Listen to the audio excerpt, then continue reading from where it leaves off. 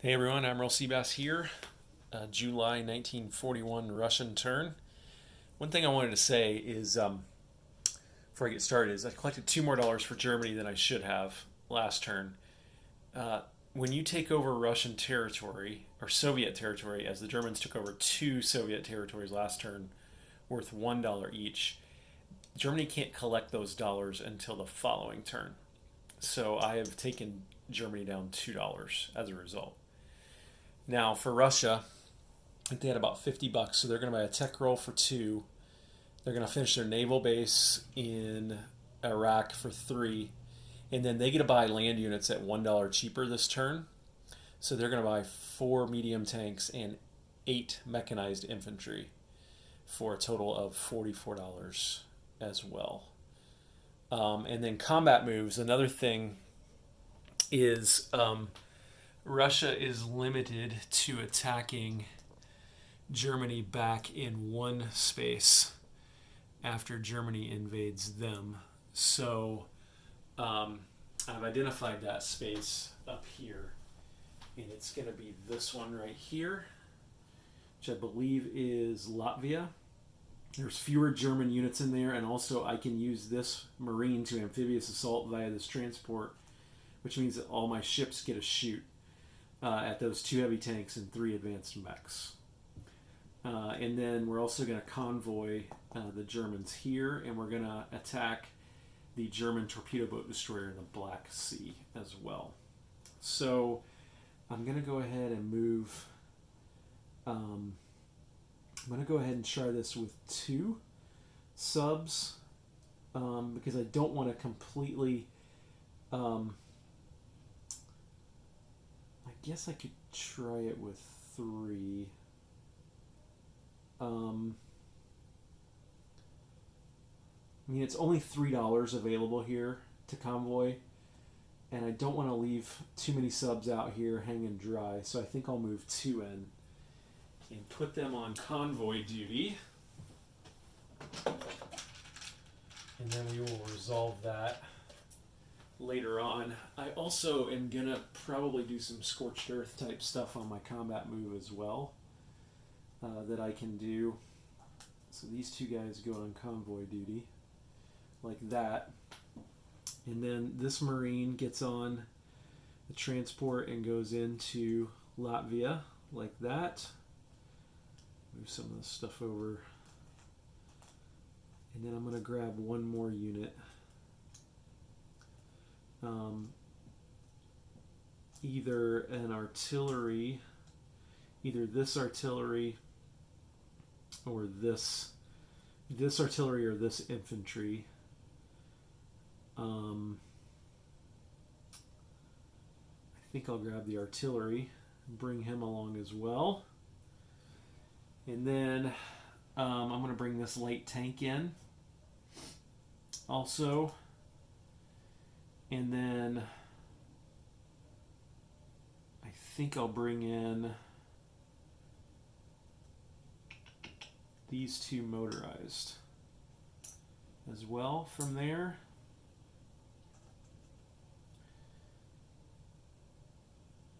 And maybe one of these infantry from here. So I'll leave that chip there. I'll bring that infantry in there as well.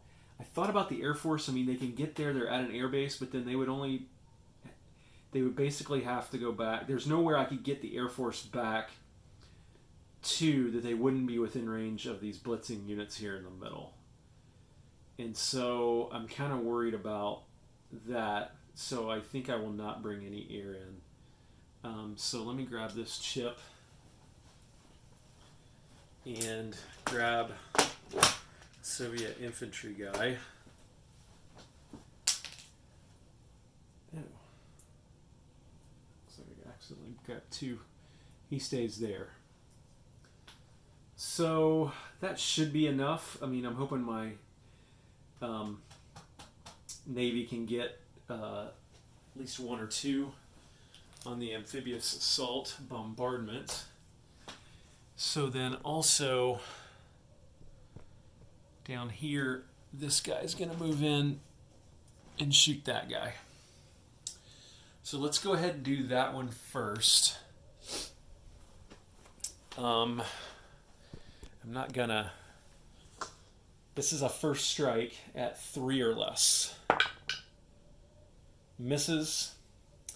And now the torpedo boat destroyer gets to shoot back at 2 or less.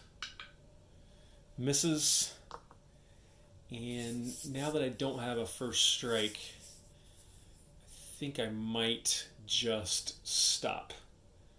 And I will decline further combat. Which I can do if I want, because I'm a sub, so I just submerge and leave it for next round to try that again. So then, let's go ahead and do the convoys. And let's see how that turns out. Okay, so Russians will be red +2. Germans are black +0. Okay, so there's 3 +2 is 5. Compared to 2 is 3. So we have done our maximum of 3 damage. And so this will feel pretty good. Germany's going to lose $3.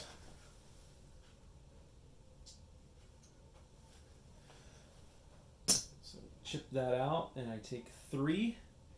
And that leaves them, they have $64 now instead of 67. So I'll put this $3 on here like that. Not that anybody else can raid that. I guess the Allies theoretically could if they could get a sub in there. So now what I'm going to do is I'm going to move this whole battle here to the battle board. Okay, on second thought, and I allow myself a point of personal privilege here, I originally brought an artillery and a marine on the amphibious side of this.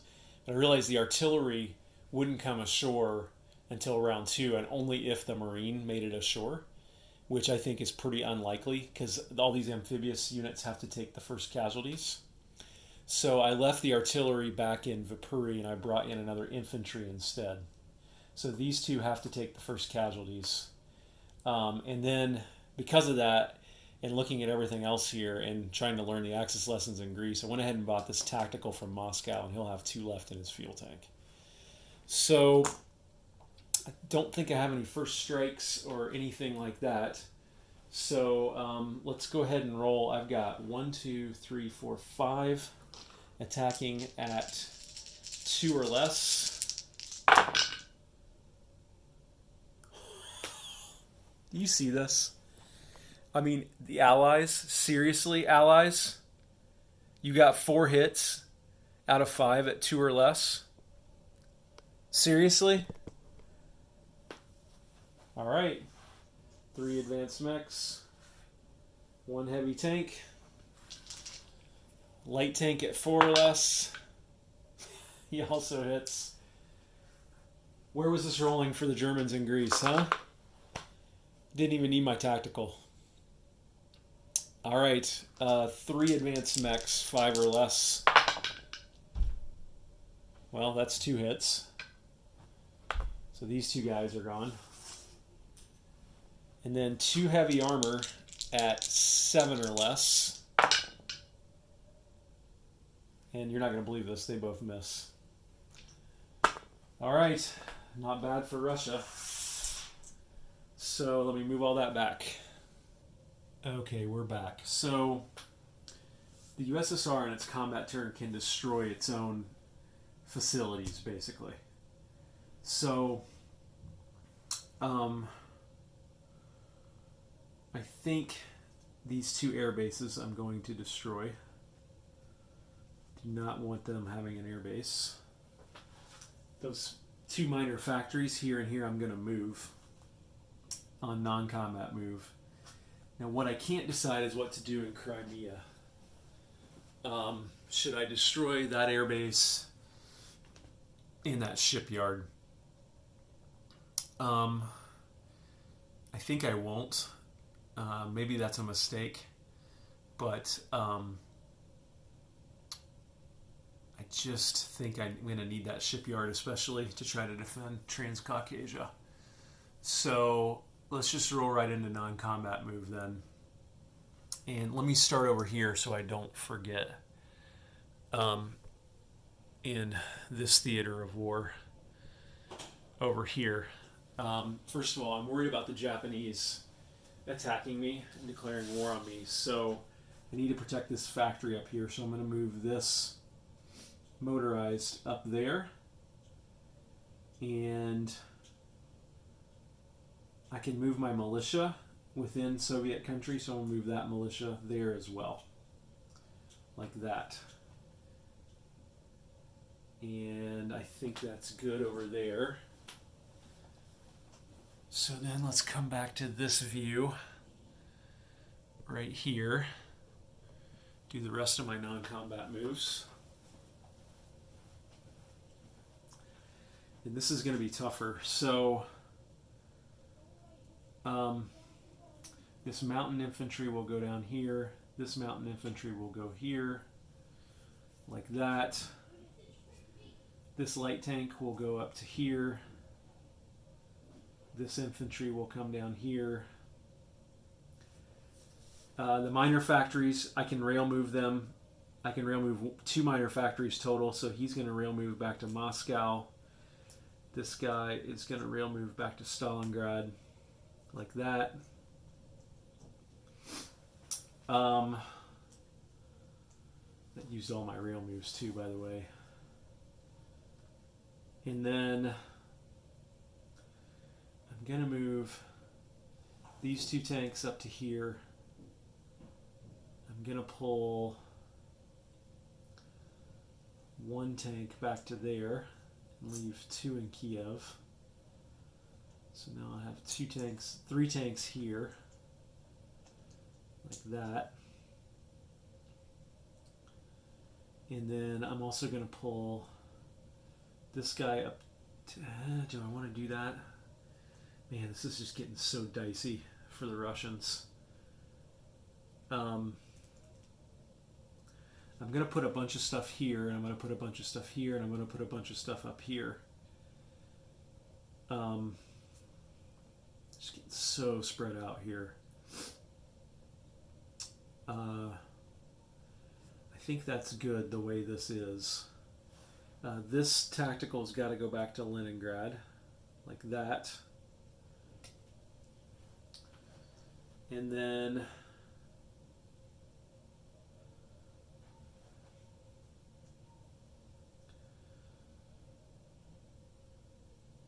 I don't think Leningrad's in trouble. So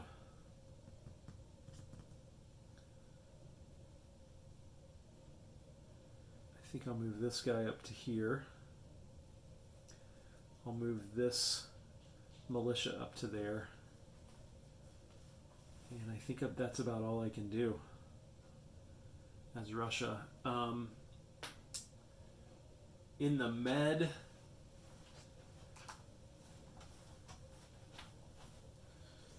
do have this coastal sub right here. I think I'm just going to move him out here like that. See if I can get him up into the Black Sea eventually. But then I think that's about all I can do in terms of non-combat moves. Okay, let's place units. First of all, for $3, this naval base is complete. So I'll put that there like that. And that's my $3 for that. Oh, I forgot to do my tech roll, so let's do that. We're going to go for heavy armor. Stage 3, we need an 8 or higher. That's an 11. All right. There we go. Okay, and then I saved $1, and now I've got 4 tanks and 8 mechs to place. So I'm going to pause it. We're going to get another angle here, and I'll show you where I put those. Okay, I've got 4 medium tanks and 8 mechs to place. So 2 medium tanks will go in this major factory in Leningrad, right there. Actually, I'm not sure I wanted to do that because those are pretty far away. So I think I'd rather do 2 here, like that. I'll put 2 tanks in Moscow, like that. And then, so that's 2 and 2. So I can put 3 advanced mechs there.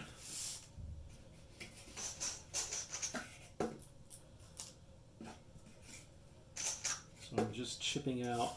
I don't think you can see this. I think it's kind of off screen. So 3, these are not advanced mechs, sorry, I'm misspeaking. 3 more mechs there. I've got 5 more mechs to place. I can put 3 more of these in Moscow. So I'm just doing some chip math here off screen. So 3 in Moscow, right there. And I've got 2 more mechs, and I think I'm going to put those in Leningrad. I just blew up some Russian units off screen, or some Japanese units off screen. So these 2 will go here in Leningrad, actually. So let me check that out. Okay, for having $50 to spend, I wish I felt better. I think the German left is pretty weak, but I think the center is strong, and I think the southern, or the right, is really strong. And so I think Germany is going to continue to push here, particularly in the center and the southern front, or the right. And we'll see what happens up on the left, or the northern part. But yeah, so now Russia actually, what about these guards infantry? I always forget to do that for the Japanese. After each battle, the U.S. may attempt to promote a number of units to the Elite Guards designation. You may attempt a number of promotions equal to the number of land units you lost in combat. So I lost 2. So I'm going to roll 2 dice off screen. If I get a 12, then I can promote a unit. I didn't get a 12. So no promotion. But now it's collect income time for the Russians. So they are sitting on 53 base, but guess what they get? They get wartime economy now. Plus, problem is though, they don't get the sleeping bear anymore, and they don't get in this wartime. So they're going to get 2d12 of income added to their 53. So let's see what we got. That's only 4. So Russia will get $57, which is not much less than Germany. About $10 less. So 50, 5, 6, 7. So there's 20, 40, 50, 5, 6, 7, and the buck they saved, it's $58. All right, what do you guys think of the Russian situation? I think it's a lot more tenuous than I thought it would be as a Russian player, given all the money they have. But we'll just have to see how this goes. Okay, Admiral Seabass signing off for Russia, July 1941.